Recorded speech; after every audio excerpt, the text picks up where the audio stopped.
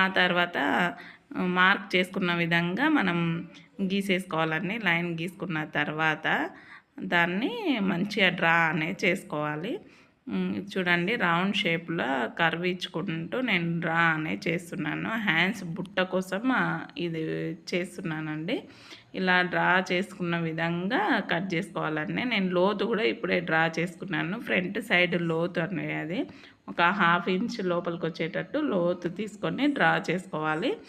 దాని వైజ్గా నేను మార్క్ ఎట్లాగ వేసానో ఆ విధంగా నేను కట్ చేస్తున్నాను. చూడండి కట్ చేసుకున్న తర్వాత ఓపెన్ చేసుకొని ఇప్పుడు వచ్చేసి ఆ 2 టాకలు అనేది ఇచ్చుకోవాలండి. మరి టక్స్ అనేది ఇచ్చుకుంటే మనకి ఎక్కడి నుంచి ఎక్కడి వరకు అనేది ఈజీగా తెలిసిపోతున్నది. ఓపెన్ చేసిన తర్వాత నేను లోత్ అనేది తీసుకుంటున్నాను. చూడండి ఇది వచ్చేసి ఫ్రంట్ సైడ్ అనేది రావాలండి. ఫ్రంట్ సైడ్ రావాలి